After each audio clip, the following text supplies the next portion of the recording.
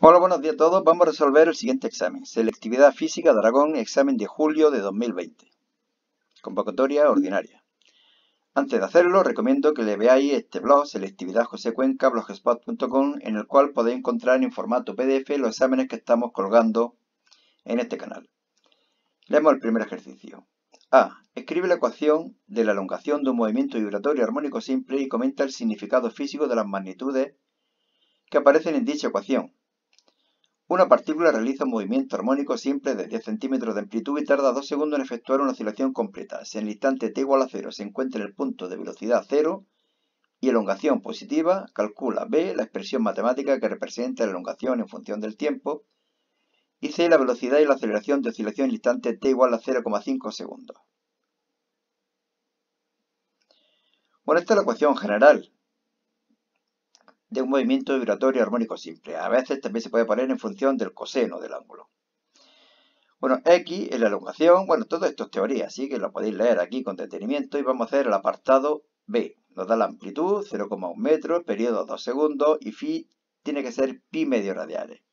¿Por qué pi medios? Pues porque nos dicen que en el instante t igual a 0, la amplitud, la elongación, es igual a la amplitud.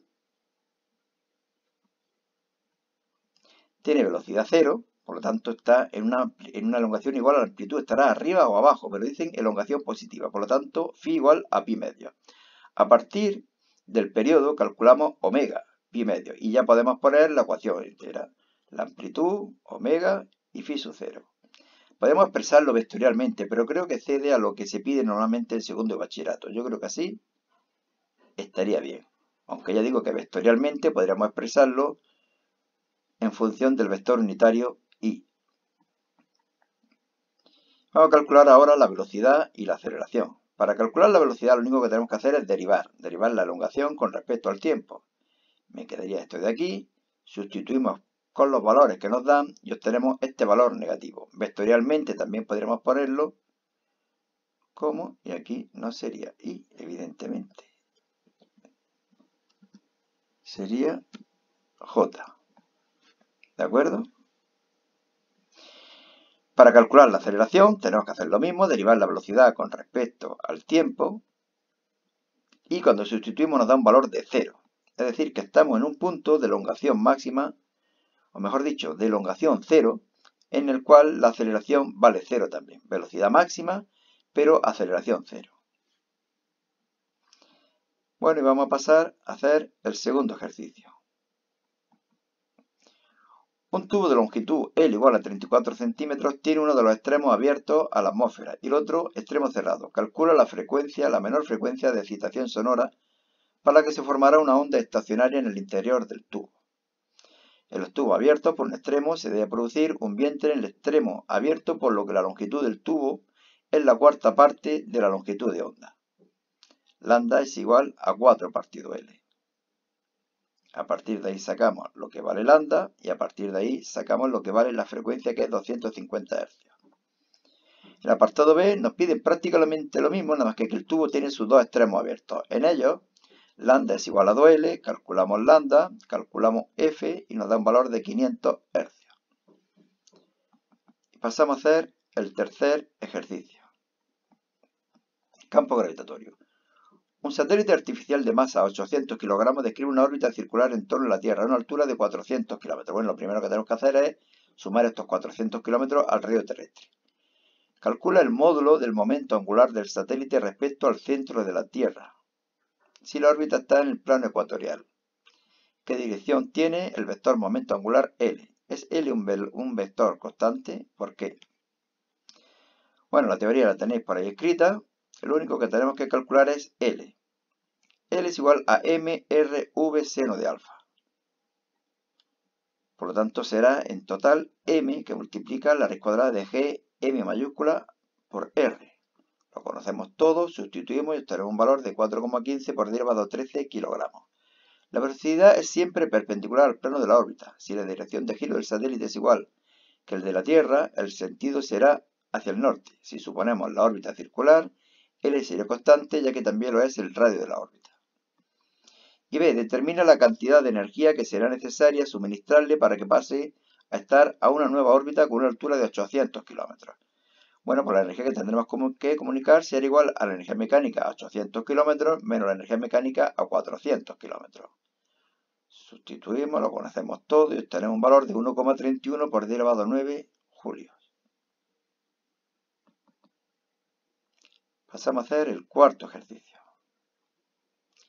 Explica el concepto de energía potencial gravitatoria. Bueno, yo lo hago muy resumido, ¿de acuerdo? Podéis explayaros bastante más y dedico más tiempo a los problemas. Dice el apartado B que el nanosatélite LUME 1, casi nada, desarrollado en la Universidad de Vigo, de masa 2,1 kilogramos, describe una órbita en torno a la Tierra, a una altura de 481,44 kilómetros. Si suponemos que la órbita es circular, calcula su velocidad y su periodo.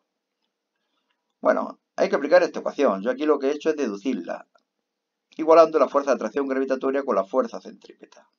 Lo conocemos todo y calculamos un valor de 7.623 metros por segundo.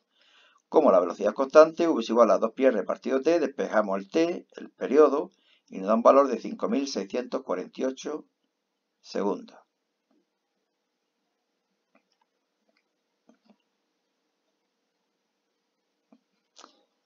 Primer apartado, teoría, y vamos a hacer el segundo apartado. Dice, dos partículas puntuales cargadas de 30 microcoulombios y menos 20 microcoulombios están situados en los puntos menos 2A0 y 2A0, siendo A 10 centímetros.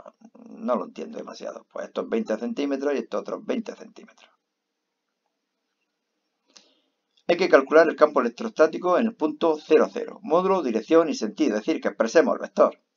Yo lo que hago siempre primero es calcular los módulos y luego expreso vectorialmente cuánto valdría el campo eléctrico. Vamos a calcular primero el campo eléctrico creado por la primera carga. El valor del módulo será igual a K por el valor absoluto de la carga dividido distancia al cuadrado. Lo conozco todo y me da 6,75 por 10 elevado a 6 newton partido coulombio. Y ahora, como aquí supongo que hay una carga positiva, se vería repelido hacia la derecha, hasta aquí. Y me daría un valor, por lo tanto, positivo y con el vector unitario y 6,75 por 10 elevado a 6. Cuando hagamos lo mismo para el creado por la carga negativa, será atraído esta hipotética carga positiva y también iría hacia la derecha. Es decir, aquí sería todo igual, como veis, solamente que hemos cambiado el 30 por 20, pero también con valor absoluto. Me da un valor de 4,5 por 10 elevado a 6, positivo, vector unitario, sumo los dos, me da un valor de 1,125 por 10 elevado a 7 newton por coulombio. ¿Qué dice el apartado C? Que calculamos el trabajo que realiza el campo en presencia de las cargas citadas para trasladar una carga de 0,2 microcoulombios desde el punto 0,0 al punto A0, es decir, hasta aquí en medio.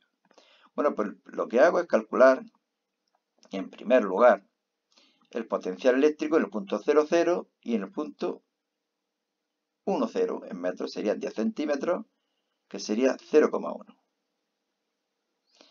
En el punto 0,0, la suma de los dos potenciales eléctricos, K, lo sacamos factor común, Q1R1, Q2R2. 9 por elevado a 9, primera carga, distancia. Segunda carga, negativa. Ahora aquí sí tenemos que incluir el signo de la carga. Distancia, me da un valor de 450.000 julios partido coulombio. En el punto 10,0, 10,0 en centímetros, por lo tanto 0,1. Todo igual, solamente que esta distancia sería 0,3 y esta distancia sería 0,1. Me da un valor de menos 900.000 julios partido coulombio. Fijaros que estaríamos aquí. Estaríamos en 10 centímetros. Por lo tanto, la distancia sería 0,1 hasta aquí y 0,3 hasta aquí.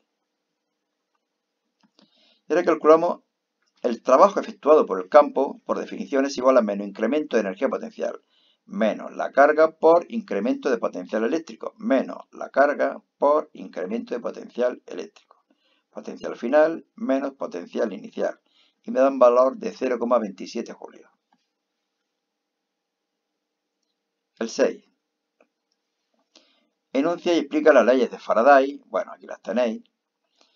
B. Calcula la fuerza electromotriz inducida en los extremos de la bobina cuando durante un intervalo de incremento t 100 milisegundos, o lo que es lo mismo 0,1 segundo, y de forma lineal se duplica el campo magnético. Indica en el esquema de la figura el sentido de la corriente inducida. Fijaros que estamos duplicando el valor del campo eléctrico. Pasa de 0,25 a 0,5. Es decir, está aumentando el campo eléctrico hacia la derecha. Bueno, pues entonces se crea una corriente eléctrica que crea un campo magnético hacia la izquierda. ¿Qué sentido tendría? Este de aquí. ¿De acuerdo? Este de aquí crearía un campo magnético hacia la izquierda que se opone al aumento que ha habido. Matemáticamente, la fuerza electromotriz es igual a menos n de incremento de phi del flujo con respecto al tiempo. El flujo es b por s por coseno de phi. Sería el incremento del campo, que es 0,5 menos 0,25, lo conozco todo y me da un valor de menos 62,83. ¿Qué ocurre si se invierte el sentido del campo magnético? Bueno, pues que el ángulo pasaría de ser 0 grados a ser 180 grados, pero todo lo demás lo mismo y me da un valor de 125,66 voltios. Evidentemente, el sentido de la corriente ahora sería el contrario del que teníamos en el primer caso. Podéis pausar el vídeo y yo paso a hacer el ejercicio número 7. Efecto fotoeléctrico. Bueno, aquí nos piden que expliquemos lo que es el efecto fotoeléctrico y digo que yo lo resumo bastante. Aquí se puede explayar uno y poner un par de folios, pero bueno, no creo que haga falta, ¿eh? Fijaros que las preguntas son larguillas, tienen varios apartados y por lo tanto yo creo que se debe explicar con brevedad. La frecuencia umbral también viene por aquí y ahora apartado B. La energía de extracción de los electrones del cobre es 4,7 electronvoltios. Bueno, lo primero que tengo que hacer es pasar a julio, multiplicando por 1,6 por 10 elevado a menos 19 y nos da un valor de 7,52 por 10 elevado a menos 19 julio. Ese sería el trabajo de extracción. Calcula la frecuencia umbral. Bueno, pues como el trabajo es F por H o HF, constante de Planck por la frecuencia umbral, la despejamos y estaría un valor de 1,13 por 10 elevado a 15 hercios. Utilizamos esta luz de 240 nanómetros. ¿Cuál sería el potencial de frenado? Bueno, pues lo primero que hago es calcular la energía cinética. Energía es igual a trabajo de extracción más energía cinética. Lo conozco todo. En vez de energía Hc partido lambda, yo tengo un valor de 7,675 por 10 elevado a menos 20 julios. Esa es la energía cinética de los fotoelectrones arrancados. Y ahora aplicamos el principio de conservación de la energía. Incremento de energía cinética más incremento de energía potencial es igual a 0. 0 menos incremento de energía cinética inicial será igual a menos Q por delta V. He pasado el incremento de energía potencial a la derecha. Aquí lo conozco todo menos delta V. Y me da un valor negativo como tiene que ser. Los electrones se frenan hacia disminuciones de potencial eléctrico. Me da un valor de menos 0,48 voltios. Y el último ejercicio, de óptica. Primera parte, teoría. Características de las lentes convergentes y divergentes. Mediante una interpretación gráfica indica en qué posición debe colocarse un objeto delante de una lente convergente para producir una imagen virtual. Pues fijaros que la tengo que colocar entre el foco y la lente. Por aquí vendría un rayo, por aquí vendría otro rayo, y no se cruzan, se separan. ¿Dónde se cruzan? Detrás, en las prolongaciones hacia atrás. Por lo tanto, imagen virtual. Y luego para el apartado B, dice, se desea proyectar sobre una pantalla la imagen de una diapositiva empleando una lente delgada convergente de distancia focal 5 centímetros. De forma que la imagen se proyecte invertida y con un tamaño 30 veces mayor que el de la diapositiva. Calcula las distancias diapositiva-lente y lente-pantalla. Bueno, aquí lo hacemos. Primero matemáticamente y luego mediante un diagrama de rayos. Fijaros que nos dicen que F vale 5 centímetros y que I' es igual a menos 30 veces I. Nos piden S y S'. Aplicamos las dos ecuaciones de siempre. Pero fijaros que me salen dos ecuaciones con dos incógnitas. 5 igual a S por S' partido S menos S'. Y aplicando la otra ecuación, me queda que S' es igual a menos 30S. Combino las dos ecuaciones y me resuelvo. S igual a menos 5,17 centímetros, es decir, lo tengo que situar a la izquierda del foco, y S' 155,1 centímetros, que es donde tendré que colocar la pantalla para que podamos ver con nitidez la imagen. Y bueno, nada más. Aquí ya estaría el de septiembre, que lo hemos colgado en el canal y en el blog. Bueno, y nada más. Un saludo y suerte. Solamente deciros que si sois alumnos del curso 2021 o posteriores, bueno, pues cuando tengáis el examen de selectividad, me lo hacéis saber en los comentarios, os doy mi correo electrónico, hago el examen y lo colgamos tanto en el canal como en el blog. Y nada más, suerte y un saludo.